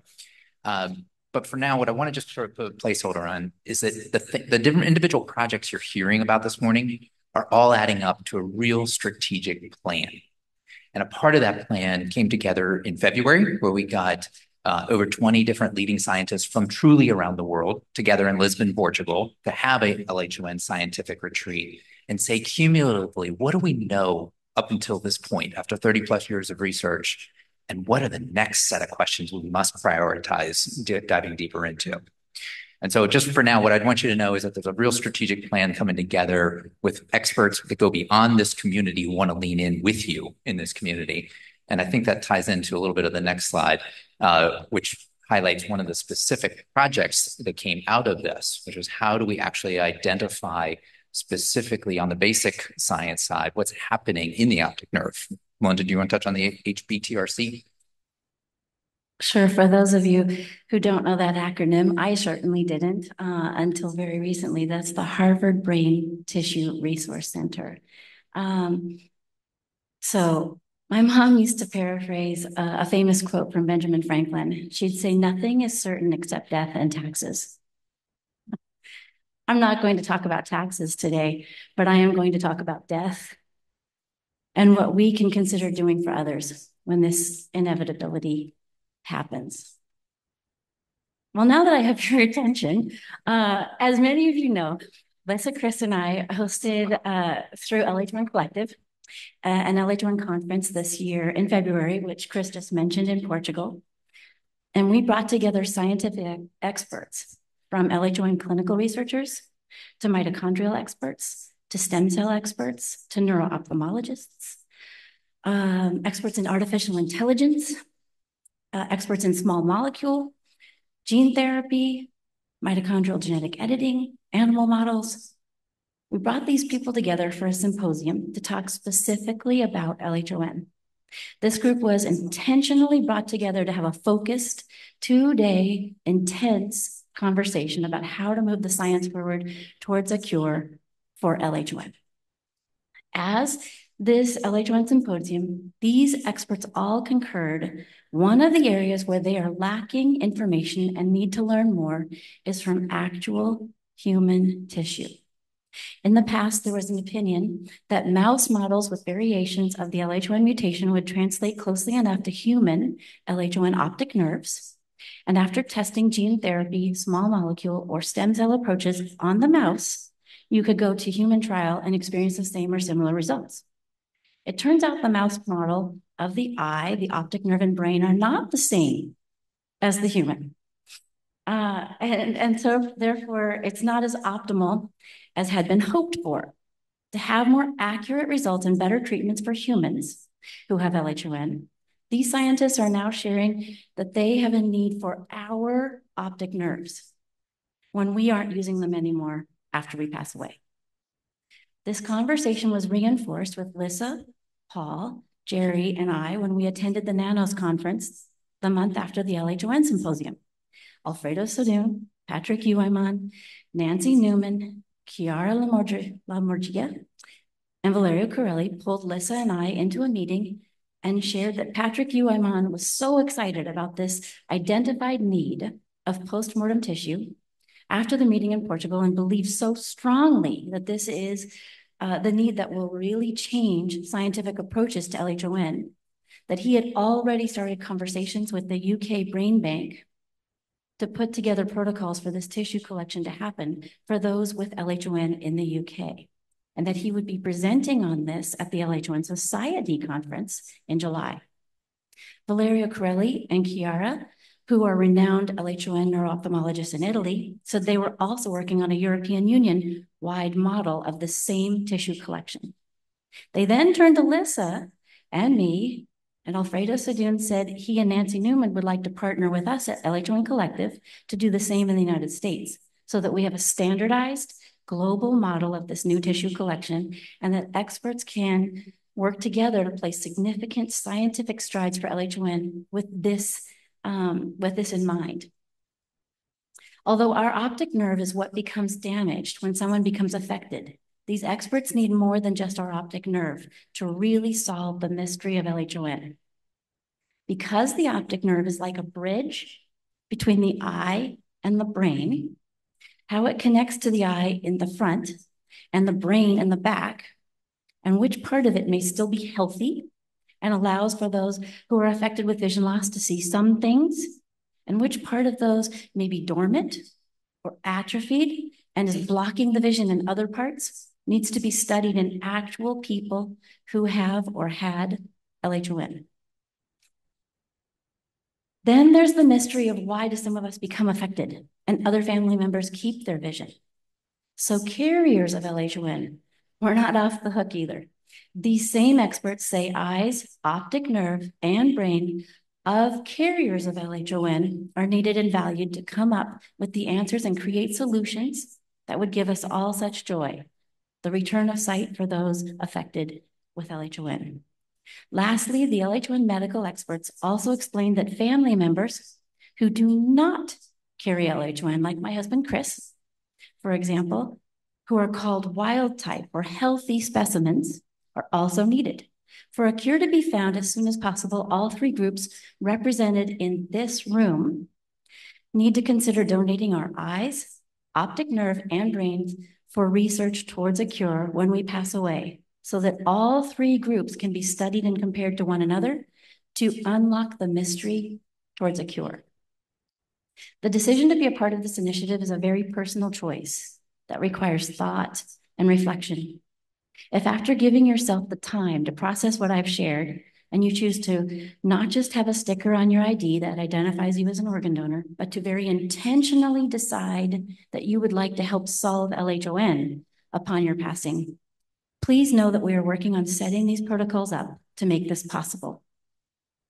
We are working together to create a set of synchronized protocols so that when you decide to be a part of this very big global initiative, your tissue donation will result in the most opportunity for scientific learnings to move towards cures for those who are currently affected and those who love someone who is affected with LHON. Patrick Uemon is working with the Brain Bank in the UK to develop this very protocol. Valerio Corelli is working in the EU to do the same. And I'd love to share with you that Patrick Doolittle here in the room has offered to partner with Lissa and Chris and I to work with LHON global experts, as well as Nancy Newman and Alfredo Sadun, to ensure the US creates the same opportunities for our LHON community as well. Our initial US partner is the Harvard Brain Tissue Resource Center, or the HBTRC, who has a national tissue donation model that can harness this opportunity in 48 contiguous states of the United States. I just did a site visit with Chris of the HBTRC on Monday of this week, and we are working through the consents and questionnaires and medical procedures with all those experts we trust, and many of us see for ours or our family members' LHON diagnosis. We are actively working towards putting together this combined tissue donation to specifically benefit scientific progress for LHON on a global level. I will continue to share with you as this opportunity becomes available. And for now, I just want you to consider how we may all be able to contribute to a world without LHON.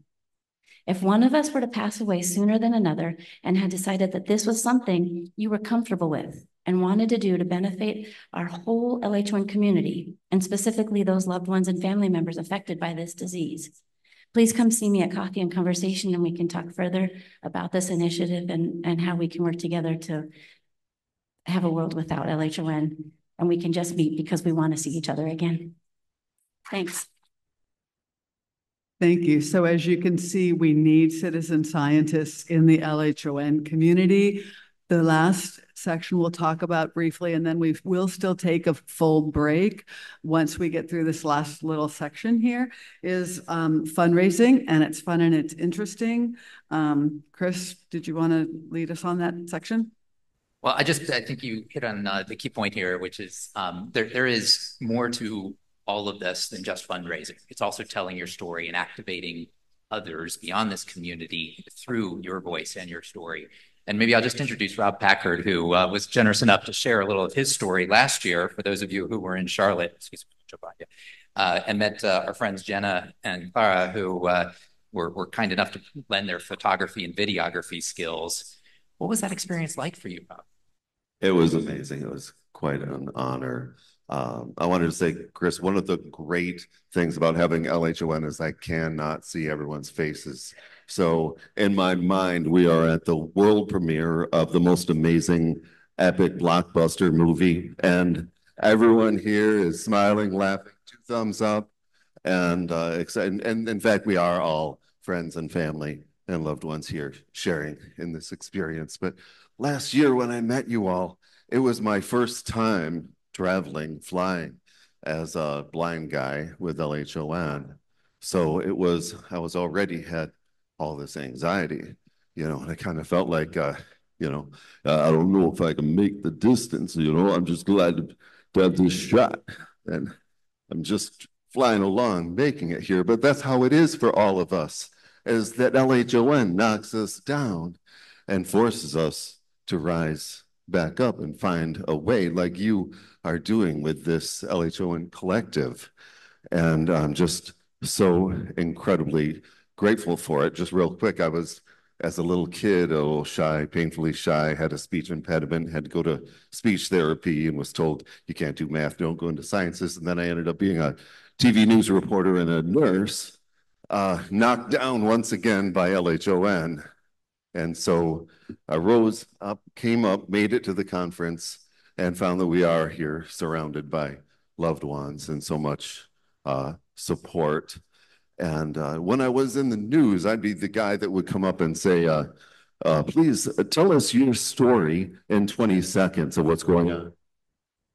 And real quick, and they said to me here, we have a camera crew, Jenna, that will be interviewing you on your story of what's going on.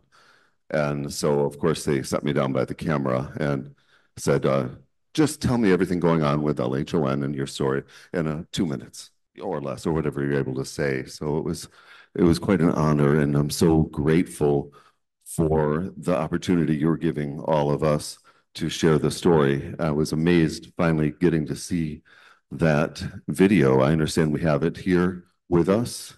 There's a new version of it with audio descriptive added, and this is the world premiere. Labor hereditary optic neuropathy is a rare genetic condition that causes sudden onset legal blindness. These are the voices of the LHON community, those who are doing their best to navigate the complexities of life with LHON. Their stories are a testament to courage, resilience, and the enduring spirit of humanity. Rob lost vision at 51. The thing about LHON is it takes people who are in the middle of whatever their hopes and dreams are, and suddenly, at first, it is scary because things are getting dim all around you, and you're wondering, when is it over? When is the last time I'll see anyone's faces, and how far will this go? Jessica lost vision at 33. I rapidly started losing vision. I'm the first one affected in my family. I'm a mom and a wife in the career of my dreams. I'm living my best life, and then all of a sudden I start to lose my vision. Jetta. You're thrown into this world of, oh my gosh, like I'm 27, I'm so young. We just got married. We had all this life ahead of us. Linda. I was 59 years old. People with LHON were not typically women, nor were they older women. And so I didn't fit the picture. Xavier. Lost vision at 13. If a cure happened, I'm gonna be one of the first people in line, but if it doesn't, I have to have a set mindset that, like, this is who I am. I lost hope in the beginning, and I thought there's no way out. there's always going to be something that you can still do.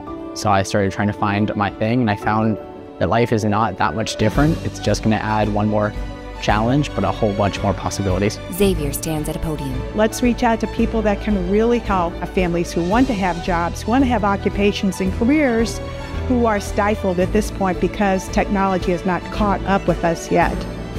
We're almost there. The world is working on moving LHON technology to the point where I believe in a cure. I believe in a cure in my lifetime. But I think it's going to take a lot of research dollars, and there is not enough financial support out there. We could get the public awareness that would generate a lot more scientific research. We don't necessarily see faces. We see hearts and character and beauty within people. You know? I mean, if the world was more like that, that's one of our great gifts, inspiring each other. Your support matters, and your contribution can fund research, treatments, and ultimately a cure for LHON. Join us in the fight against LHON. Visit LHON.org to donate today. What's incredible about the video and what really hit me is that when you have LHON, you find yourself feeling alone, and that others feel that you're the only one with this. And the video really does show that we are a group, and there are many of us that are coming together, sharing this one experience. Sharing your story, sharing your voice with this broader ecosystem that we're talking about does help us in really getting the conversation out there about what living with LHON is like and how do we bring science forward. And a part of that is going to necessitate, yes, that big word of fundraising. So with that, I'm thrilled to introduce a dear friend of ours from San Diego, Uli Heine, who's flown all the way into Cleveland, to share a little of her learnings in the development and fundraising space over many years with an organization called Global Communities, doing great work in dozens of countries around the world. And Uli, maybe you could just share with us a little of taking your learnings and applying it to the world of LHON, what we've already launched and what lies ahead for us to think about. All right. Thank you, Chris. Thank you, Lissa. And I just, as an outsider being here for the first time, I have to say, not only am I humbled and honored to talk to you, but also so impressed by what this close-knit family really of the LHON community has accomplished so far. And just the last 2 hours have been just so eye-opening for me, and I'm learning so much so that I can be a better advocate as well. But hats off to you guys. You just are creating something really beautiful, and I can see it in each and every one of your eyes. So thank you for that. You know, fundraising is a scary word, right? People find it either mysterious or scary. And that was me 30 years ago when I got involved in this industry. You know, it's not that I was a kid waking up one day saying, I want to be a fundraiser, right? But once I got involved in the industry, I really felt being a conduit for a cause that I was very passionate about was a very, very easy thing to do. Because ultimately, fundraising is storytelling, and it's really about engagement that begets the investment, the donation, right? And you are all storytellers. I mean, I think one of the things that probably happens to you all the time is that people will want to know what happened, and you get to tell your story. And then a lot of times people will ask, well, how can I help, right? And that is a perfect segue to introduce people to the LHON website, where if you don't see it on the left, there's the page that pops up when you click Get Involved, and it has a beautiful picture of Rob. It also has some videos on the bottom, and there's a blue button that says Ways to Give. So if you click on that, then you get to the page that's a little bit more mechanical, but it tells you how to give, you know, cash, how to give stock gifts, how to give how to get your company involved, how to give if you have an elderly person with an IRA, for example, that wants to give tax-free, all kinds of ways to give. And I will be tomorrow at the Coffee and Conversation event, and we'll want to talk to each and every one of you about how to get involved and how to get your networks involved, because ultimately it's all about relationships. And one of the ways that's worked really well for our organization is, for example, there are, you know, all of you might know a community group, whether it's a Rotary, Kiwanis, you know, sorority, church group, and many of them are very philanthropic and dedicate themselves to a cause. So, you know, again, if you get the opportunity to tell your story, I know you're all very passionate storytellers. There will be an opportunity to also make that connection. One of the things that we've done too, and Chris was involved in that as well, we've just done small gatherings in the living room or backyards of folks that we know, and we had those affected by a certain, not in this case disease, by a certain situation, tell their story. And there's nothing like storytelling, and that's really what fundraising is. It's not about asking people, you know, give me as much money as you can. It's really about telling the story, engaging the person in front of you, and getting them interested. And then, you know, you often get the question, what can I do to help? So I will be there tomorrow at Coffee and Conversation. I have a lot of these cards that I'd love to give to each and every one of you. Business cards that they made for me as well that I'd love to give you, and welcome your call as well.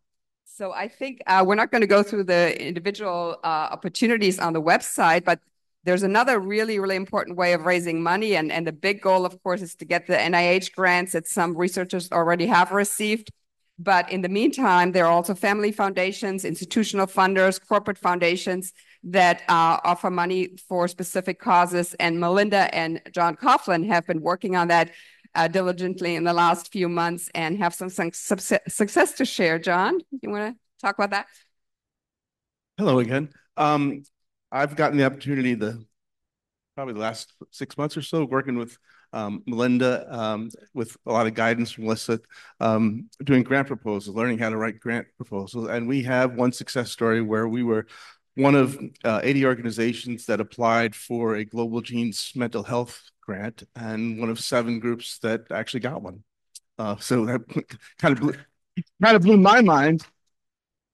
But and then once you get the grant, you actually have to do the program that you pitched. So that's the challenge. But what we did pitch was creating a digital document that would be what would you want a therapist to know about your LHON experience or our LHON experiences before they would, you know, before you go talk to them. So we're working with a psychologist who is actually interviewing many of you to get the perspectives of, you know, us being affected at different ages or being a spouse, to try and put together different personas so we can kind of explain our experience to a potential counselor that we would be able to share in the future. She's in the process of doing those interviews, so many of you might have already spoken with her. And we're targeted right now to kind of have those interviews done in the next few weeks. And then we're working on putting together the document with the goal to have that being posted in the fall, I believe early October. Thanks a lot. So coming full circle, returning to where we started, you, the people in the LHON community, make everything happen. We have an all-volunteer army. We need you when you're ready, when you can participate to whatever extent you're able. Please get to know some of those already involved, learn more about where you might want to connect. Thank you for being patient during a very long, but hopefully interesting and exciting presentation.